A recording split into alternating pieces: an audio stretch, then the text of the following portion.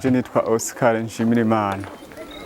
Ego nkaba rero ndongoye iki kigo c'iratiro cyo ngaha mu Gishora, nkaba nasubiriye umutama yitwa Antime baransakaje, akaba ari nawe mbere yararongoye ingoma z'Uburundi. Insiguro y'ingoma ni insiguro ndende cyane, kuko benshi iyo babonye ingoma babona ko ari igiti kibaje kiriko urushato rw'inka, ariko twebwe nk'abatimbo ngaha mu Gishora twese ko tubibona. Twe tubona ingoma kwisigura igihugu. Ubwa mbere na mbere ingoma isigura igihugu, ingoma isigura ubutegetsi. Ngira muhora mwumva ngo imananye n'ingabo cyangwa ngo umwami ngo ari ku ngoma n'ibindi n'ibindi. Ingoma rero isigura ubutegetsi, nka kurya kera mwumva ngo umwami ngo ari ku ngoma. Nico gituma ingoma iyo tuyibonye je ndayubahiriza guko isigura ibintu byinshi cyane.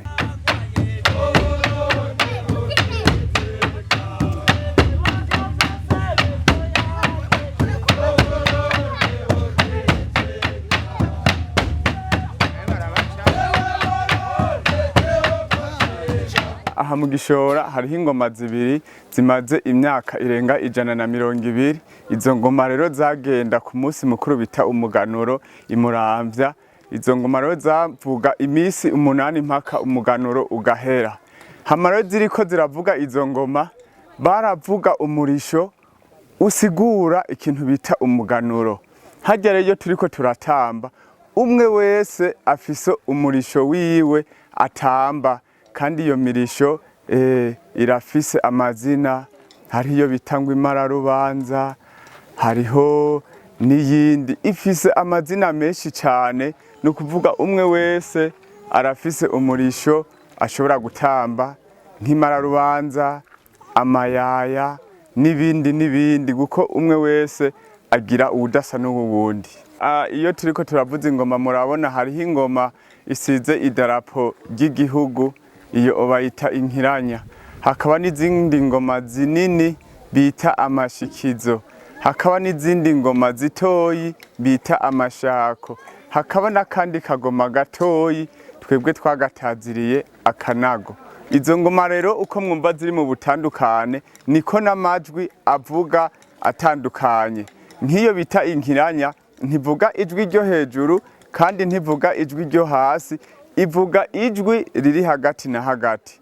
Nico gituma niyo turiko turazivuza abeshi barinda guca kuri iyo ngoma y'inkiranya kugira bashobore kuza gutamba imbere, kuko ifise ibintu vyinshi iyo ngoma isigura. Iyo umuntu ayiciye ko rero abagiye kurahira ko atazohemukira akaranga k'abasogokuru n'abasogokuruza.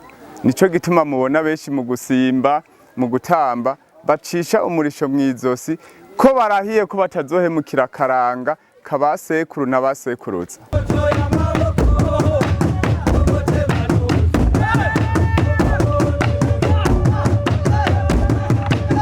Ingoma z'Uburundi ntizirekuriwe kuvuzwa n'abakenyezi. Kirazira kuko burya ingoma ibihimba vyayo bariko barabisigura, babisigura nk'ibihimba vy'umukenyezi. Ingoma baravuga yuko ifise amabere, kandi irafise amabere, umukenyezi akagira amabere. Ingoma irafise aho bavuza umurisho, nawo aho bavuza umurisho bahageranije n'igitsina c'umukenyezi, kikaba kizira kikaziririzwa k'umukenyezi ashobora kuvuza ingoma. Ngira murakunda kuja mu manza zitandukanye, murahamwumva ururimbo ruvuga ngo ngoma y'ikigwanda muzanye. Ugo ruririmbo rero benshi bapfa gutamba ntibazi ico bisigura. Ikigwa ni gitanda umwami yararako. Je mvuze igitanda ariko nico citwa ikigwa. Kirazira rero k'umukenyezi aza kuvuza ingoma, kuko nawe bamugereranije n'ingoma y'ikigwa. Benshi rero ntibabizi, harya umurisho bawugereranyije n'igitsina c'umugabo. Kirazira kikaziririzwa ko umukenyezi afata umurisho. Carazira kuva kera, n'ubu kirazira.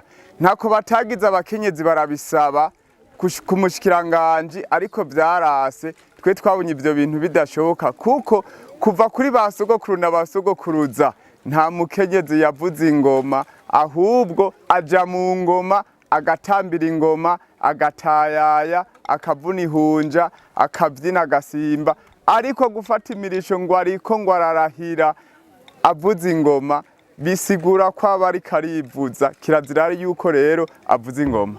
Uwo mwambaro urafise icyo usigura nyene, kuko kera umwami yambara impuzu z'igiti, n'abaganwa bambara impuzu z'igiti, n'abandi bose batarabaganwa kandi batarabami bambara impuzu z'igiti, ariko ntizashobora gusa n'iz'ingabo z'umwami kandi ntizashobora gusa n'iz'umwami.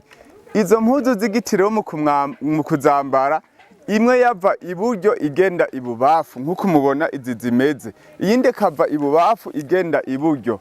Umwami rero agacashaza akaberwa, agaheza akambara igihete. Ikimona cera citwa igihete. Benshi uzabumva ngo ni kirezi, kuko benshi ntavyo bazi. Ikirezi n'igihete birasa ariko ntibingana. Ikirezi cyambarwa n'umwamikazi, igihete kikambagwa n'umwami. Ari hajya mu bavuga ngo uwambaye ikirezi ngo ntamenya ko cera. Benshi rero baca bibaza ngo ibitwambaye ngo ni birezi, ntavyo bazi. Ibi ni bihete, iki cyambarwa n'umwami, ikirezi naco cyambarwa n'umwamikazi. Izi mpuzu rero akamaro zifise uyu munsi, twebwe tuzambara twisunze igihe tugezemwo, kuko murabona ko ari idarapo ry'igihugu cacu. Kera naho baca bambara izo mpuzu z'igiti, kuko kera iri darapo dufise uyu munsi ntiryari bwagere kubaho. Izi rero tuzambara, ntituzambara kubera gushaza, tuzambara twisunze amateka y'igihugu, irangira igize idarapo ry'igihugu cacu ciza c'Uburundi.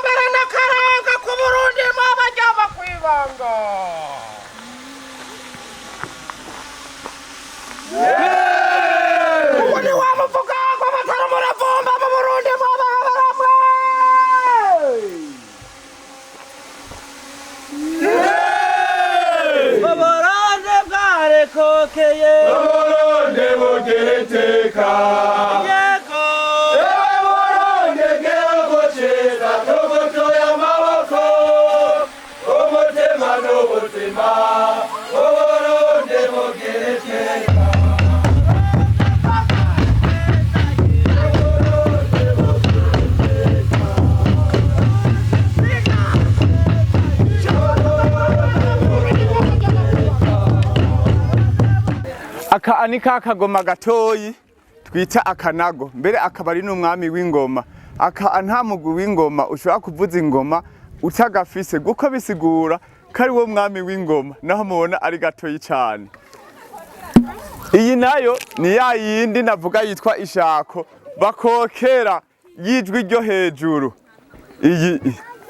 Iyi nayo ni ya yindi nababwira barahirira kati ndarahiye ko ntazohemukira akaranga k'abasogokuru n'abasogokuruza, kuko benshi bacisha umurisho mwizosi ntibaba bazi ico bariko baragira. Niyi rero urahirira ko iri ku idarapo ry'igihugu c'Uburundi, akaba ari nayo bita inkiranya. Iyi nayo ni yashikizo, ivuga ijwi rya baze ryo hasi rigatuma umutimbo asimba neza avuna ihunja. Iyi rero iriko iravuga, ntihamuca usanga bamwe mu barorerezi bariko barademwademwera aho bari, kuko ivuga ijwi rya baze rigaca rituma ugira morale yo gusimba no gutamba neza. Izi rero nizo ngoma novuga yuko umuntu ashobora gusigura, kuko nta mugwi n'umwe w'ingoma utagira amashikizo, utagira inkiranya, utagira ishako, utagira n'akagoma gatoyi, ariko navuze umwami w'ingoma ako dutazira akanago. Imiziro mu bintu vy'ingoma ntishobora kubura. Murabona izi ngoma ingene tuzitondeka, tuzigira umuheto. Hagere iyo tugize umuheto, iyi iri imbere n'umwami. Murazi kuva kera abami baragwana, kuva kuri ntare rushatsi cambara ntama, kuva kuri ntare rugamba no gushika kuri mwezi gisabo, abami baza baragwana bagwanira igihugu c'Uburundi kugira ngo caguke, kugira ngo bagwanire abanyagihugu. Igihe rero baba ariko baragwana, nababwiye yuko uyu tugira umuheto. Uwo muheto nawo uyu n'umwami. Iyo uciye hagati mu ngoma ubuvunye umuheto. Ikindi kizira, iyo turiko turabaza nta mukenyezi aza aho turiko turabazira. kirazira aza ari uko bahejeje kubaza, naho ni ingoma baba bazikuyeho. Iyo rero ni imiziro ishobora kuba umuntu ariko arabaza. Iyo mu ngoma nayo kirazira kikaziririzwa ko umuntu aca hagati y'uwo muheto kujya tuzitondeka, kuko nababwiye iyiri imbere ko ari nkiranya, ariyo turahirirako ko tutazohemukira akaranga kabasogokuru n'abasogokuruza. Kirazira nta muntu avuza ingoma yambaye ibirato. Kirazira mana yanje ntihagire n'umuntu azohirahira. Ingoma bazivuza bambaye impuzu izi mubona twambaye, kandi ushaka kuvuza ingoma wambaye ikaruvati n'ikositime n'inkofero n'amarori. Ugomba kuvuza ingoma wambaye ivyo uba ugomba gukwegera abarundi n'abarundi kazi. Ugomba kuvuza ingoma wambariza impuzu mubona twambaye, tugaheza tukaguhimirisho ugaheza ukavuza. Aho buri umugabo uri umukenyezi ho kirazira kikaziririzwa, ni rwa rurimbo nababwira ngo ngoma y'ikigwa ndamuzanye.